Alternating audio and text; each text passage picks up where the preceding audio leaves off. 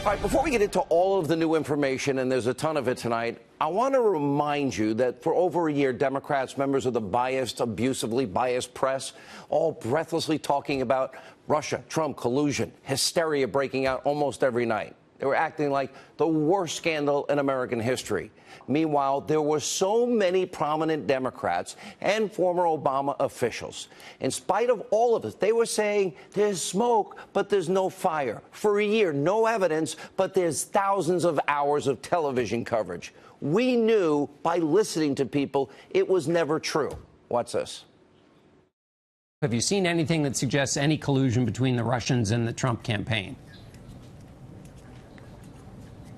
Well, there's an awful lot of smoke there, let's put it that way. People that might have said they were involved, to what extent they were involved, to what extent the president might have known about these people or whatever. There's nothing there from that standpoint that we have seen directly linking our president to any of that. The last time we spoke, Senator, I asked you if you had actually seen evidence of collusion between the Trump campaign and the Russians, and you said to me, and I'm quoting you now, you said, not at this time. Has anything changed since we spoke last?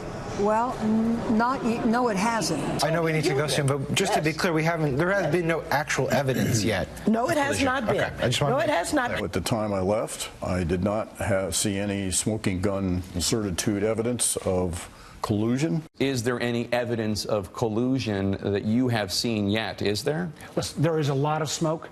We have no smoking gun at this point. See that? And despite the Destroy Trump media and their desperate attempt with no evidence, they did not stop breathlessly, hysterically reporting these lies, the so-called Trump-Russia collusion. Watch them. We have a president's campaign under criminal investigation for dealing with a foreign adversary. Historian Douglas Brinkley says there's a smell of treason in the air. You told the Washington Post last week that, quote, there's a smell of treason in the air when it comes to this investigation. A lot of people are afraid to use the T word, treason, but in the end, that's what people are investigating. The Republican Party is now actively shielding this treasonous megalomaniac. He knows that he is smack in the middle of this investigation having to do with perhaps treasonous activities. Now, tonight, one of the most important things, sadly, we conclude, is that the media and the Democrats in this country and their attacks were purely political. They never wanted the truth. Now, we even have real evidence that the FBI uncovered a Russian plot that involved, we have real evidence, bribery, extortion, blackmail, money laundering, racketeering. They knew in 2009, that was 1 year before Hillary Clinton and the Obama administration approved this corrupt Uranium One deal. And what we've learned this week is that the FBI, the Department of Justice, all knew in 2009 that this was happening inside our country, and they did nothing to stop it. So the same Democrats, the same media outlets that were screaming bloody murder for a year, lying to you every day for a year about Donald Trump, are giving next to zero coverage to this story. Now, keep in mind, we have an FBI informant in this case who infiltrated this Putin network right here in America. He has evidence. He has emails. He has personal recordings. He has documents. He has insider knowledge of all this, that America's national security was, in fact, compromised at the highest level. Our country was sold out right in front of our faces. They let it happen. Then, of course, you have the explosive new details about the phony, fake, salacious news dossier.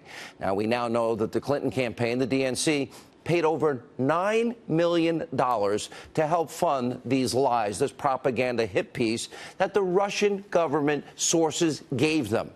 Now, make no mistake, this was nothing short of a collaborative effort with the Russians to manipulate the outcome of the last presidential election, and we have the proof. Also, we have to point something out, since everyone is so worried about Russia collusion. Isn't it interesting that at no point did any Democrats, my overpaid liberal media friends, or Robert Mueller, or members of his team, none of them, they want to get to the truth, none of them asked the one man on this earth that knows the truth, that would know the truth. And I'm talking about the WikiLeaks founder, that's Julian Assange. He is the person, the one individual that posted the information about the DNC emails. No one ever took the time to do what we did and talk to Julian Assange. I've talked to him now on air 5 times. Now, because they knew what his answer would be, and they didn't like it. he was telling us again and again it was never Russia, it was never a state, that it was never a state party.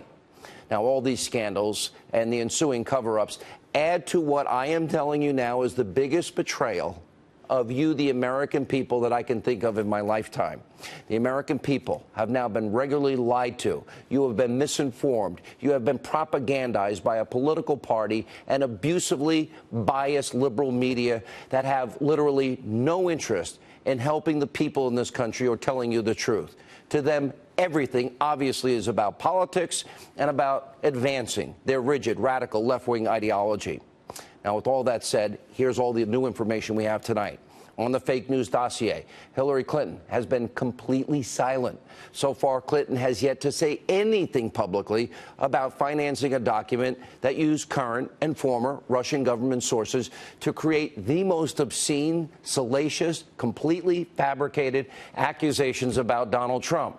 Now, since Hillary Clinton is refusing to talk about her role in the dossier, well, we decided to reach out to Clinton's spokesperson for comment. Big surprise. They referred us to other people, including the law firm that the Clinton campaign used to fund Fusion GPS. In a statement we did get from them, it said in part, quote, Hillary for America and the DNC complied with all campaign finance laws. Well, that's informative. Now, Hillary's silence on this is beyond telling. Now, sources have told the New York Times that Hillary Clinton only learned about the dossier when BuzzFeed published it back in January. Really? Hillary has such a great track record of telling the truth. Now, the current DNC chairman, he's running as far away as he can and claiming he knew nothing about it. And disgraced former DNC chairwoman Debbie Wasserman Schultz, she's saying she had no idea what was going on. And according to a report, Clinton's campaign chairman, John Podesta, told Congress that he wasn't aware of any of these payments. Nobody knows nothing. How is it possible, then, that over $9 million went out the door and people in charge had no idea that that money was being spent? But meanwhile, so many Democrats regurgitated the lies, just like the media. Now, Speaker of the House Paul Ryan announced today that the FBI will cooperate with a House document request about this dossier. This is a huge development, and we're going to be following that closely. Also tonight, Fox News has learned that congressional hearings with the FBI informant, who is the key witness in this Russian bribery scheme, will also be with the chairman and ranking members of the committees only.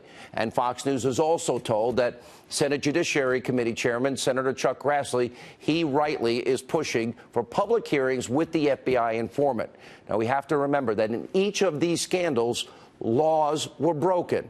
Fox News legal analyst Greg Jarrett has put together a list for us. Take a look at the side of the screen. These are all the laws that were potentially broken by the Clinton campaign and the DNC in the fake news dossier scandal. And there's the Uranium One scandal. Oh, Greg Jarrett back at work. You have federal statutes involving crimes like bribery, mail fraud, wire fraud, racketeering. Beyond serious stuff. This is go to jail type of things. Now, we also forgot about the Clinton email server scandal. By the way, they're now up on the side of your screen. Two House committees finally this week are looking into how the FBI and the Department of Justice during the Obama administration handled these issues, and for good reason. James Comey let Hillary Clinton off the hook despite the overwhelming amount of evidence of wrongdoing. So with all this new information, the big question tonight is who knew what and when? With Uranium One, the FBI had mountains of evidence of Russian bribery. Did President Obama know about this? Was it in President Obama's daily presidential briefings? Apparently, that might have been told to the lawyer of the FBI informant. And what did Hillary Clinton know? And when did she know? Did she know that her husband, Bill Clinton, was being paid double his speaking fees for a speech in Moscow? Did she know that Bill asked for permission while in Moscow to meet with Russian nuclear officials? Did she know that eventually Bill met with Putin during the trip and advocated, this is important, he also advocated that, in fact, the Uranium One deal be done, and also was paid by a bank that had a financial interest in Uranium One.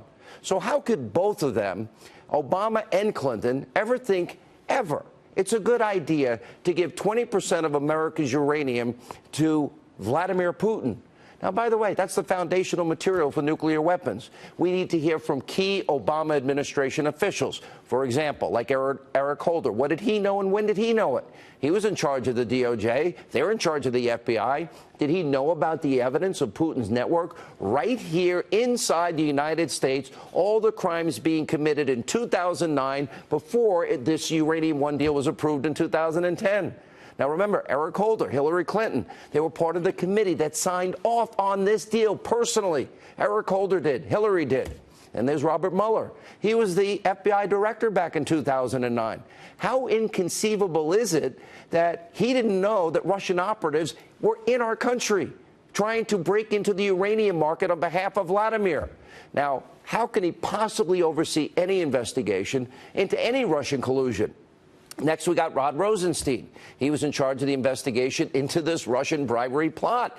Does he not have a conflict of interest? Then we have to ask James Comey, what did he know and why didn't he act? And there's also questions about the phony dossier. How is it possible these same people didn't think it was necessary to tell you, the American people, tell Congress that the Clinton camp and the DNC paid for it? You know what? We are working hard day and night. You deserve answers to every one of these questions. But one other important thing that we have to tell you about tonight before we bring in our guests. We now have proof that intelligence wasn't the only powerful government entity that was weaponized by the Obama administration. Now, you may remember I talk about 5 forces against the president. One of them is the deep state. They weaponized the power of intelligence to use against this president. Just a few hours ago, the Department of Justice announced they reached a settlement with multiple Tea Party groups that were targeted specifically by the Obama IRS because of their political ideology. Now, the settlement includes payouts to several Tea Party groups and an official apology from the IRS, which now admits that their actions during the Obama years was, quote, wrong. You think so? Using the IRS, targeting people that you don't like or agree with?